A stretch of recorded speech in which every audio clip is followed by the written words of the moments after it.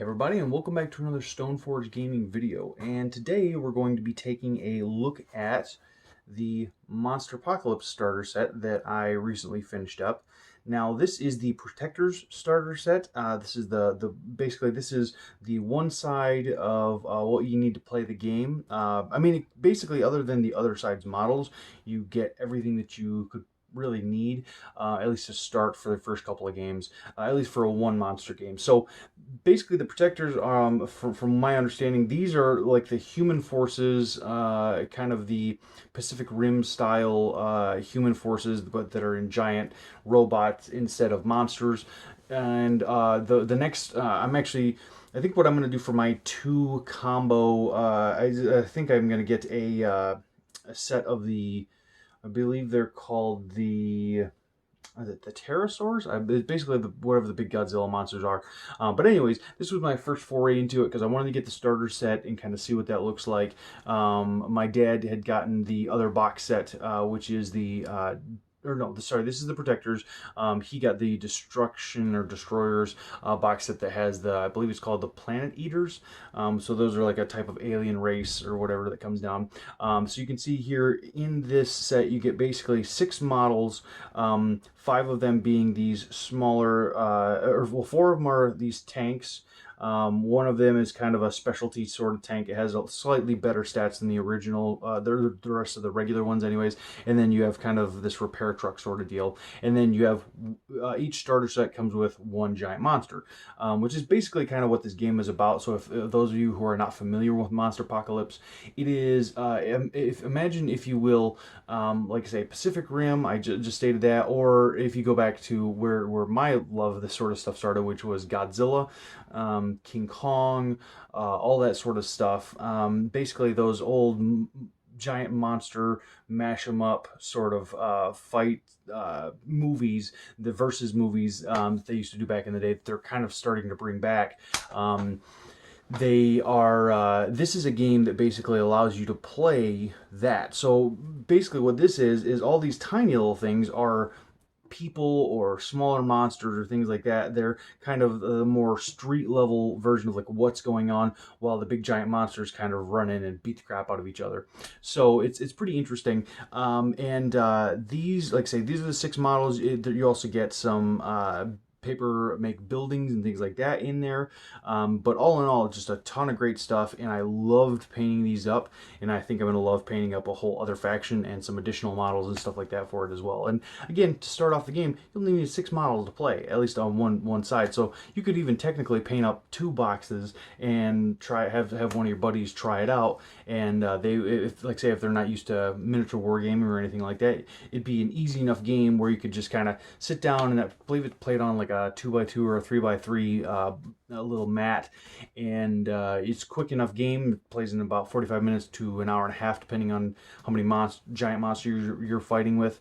But overall, like I say, it's a very interesting game, and I'm looking forward to getting some play on it. So we're going to take these over to the table and get a closer look at the models and just the way that I painted them.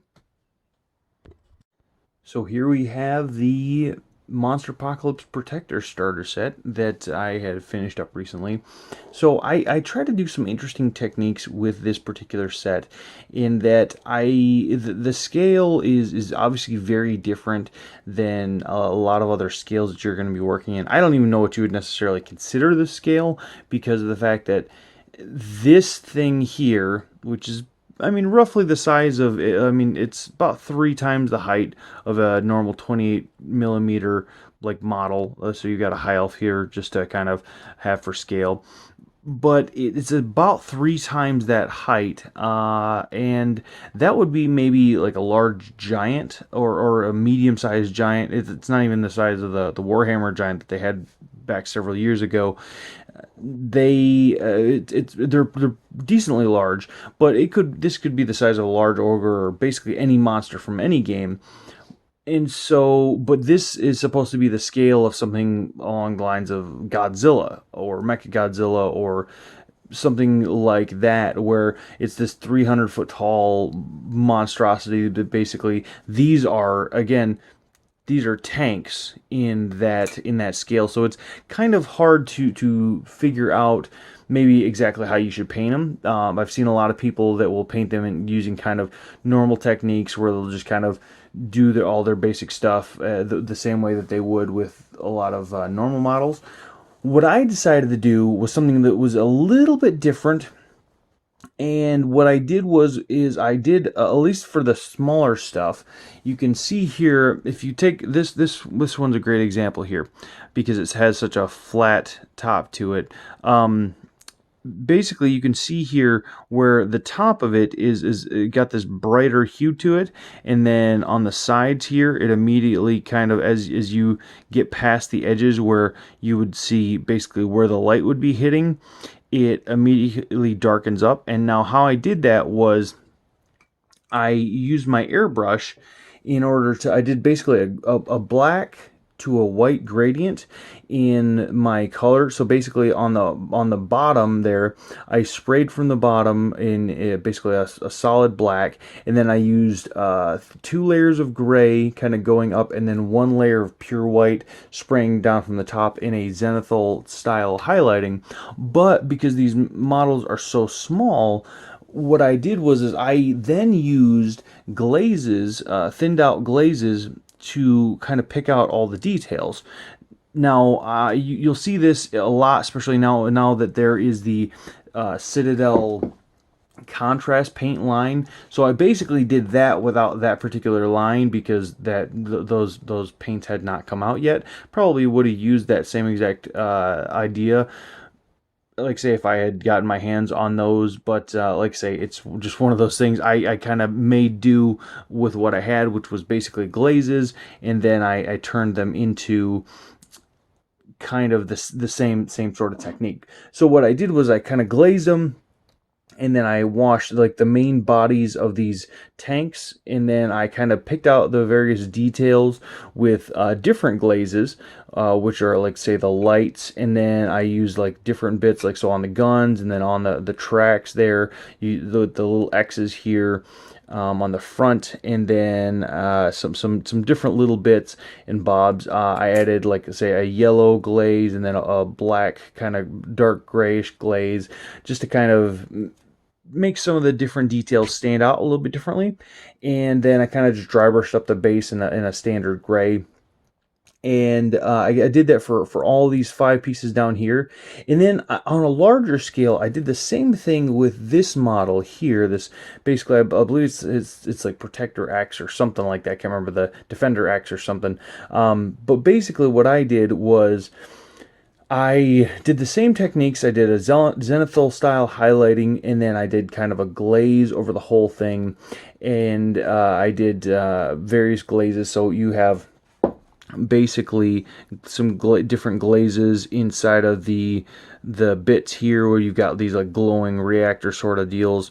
And what I did was I did a little bit up in here where it looks like it's basically these are getting ready to start up, and you've got all these little kind of nodules of light and all that sort of stuff. And so what I did was I did that kind of all over, but then I sort of, instead of just leaving it like I did with these smaller models, and that's the great thing about Monsterpocalypse, at least to start off with, you only had to paint 6 models, which again is very doable, at least for anybody in my opinion. I know there's a lot of people out there that struggle with getting to the point where they have enough time to get their models done and whatnot, but really this is a sort of game that you kind of have no excuse. I mean, if you want to play the game, all you gotta paint is your starter set.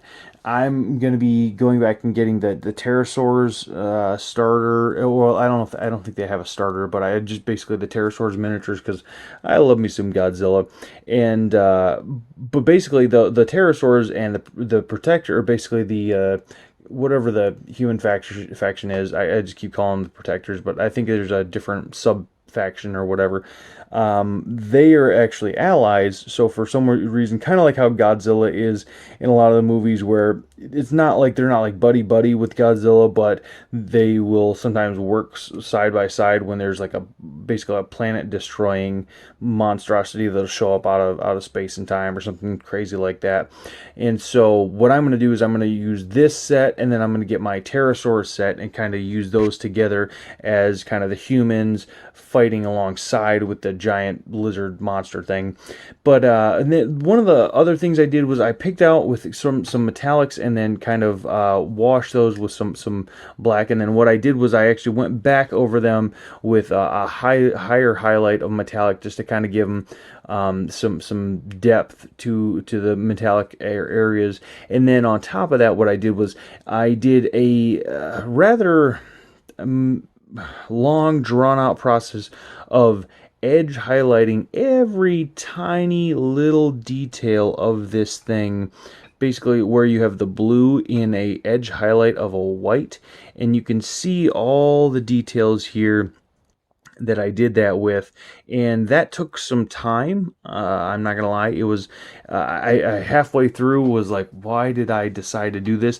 But all in all, I actually really think the effect came out really nicely. I really like the way that it looks. It gives it, it's not full on.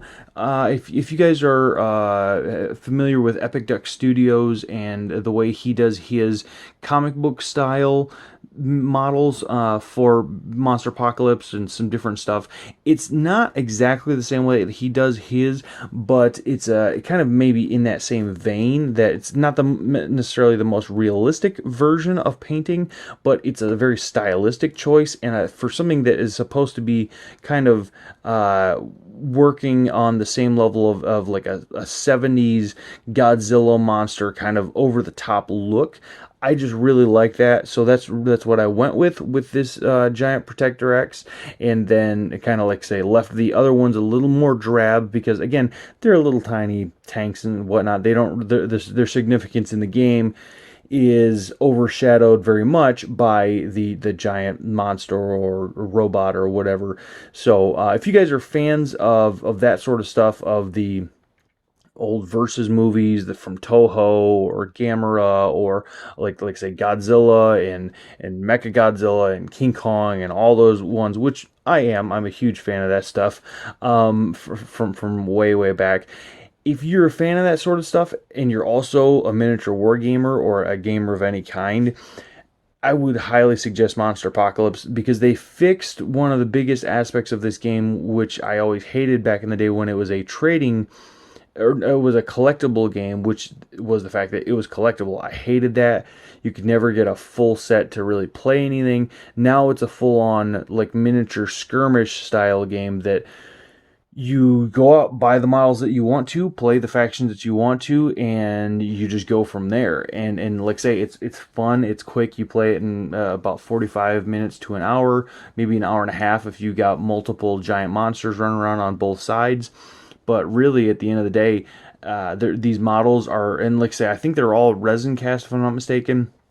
Really beautiful, almost no mold lines whatsoever. Now, granted, these are very fresh off of the mold, so Lord only knows, like I say, over time that does change a little bit. But these are super fresh. Almost no mold lines, no nothing, very little cleanup, very little work to be done. You just kind of get right to painting and then kind of get right to playing, really, at the end of the day. So I hope you've all enjoyed taking a look at these Monsterpocalypse models, and I will see you in the next Stoneforge Gaming video.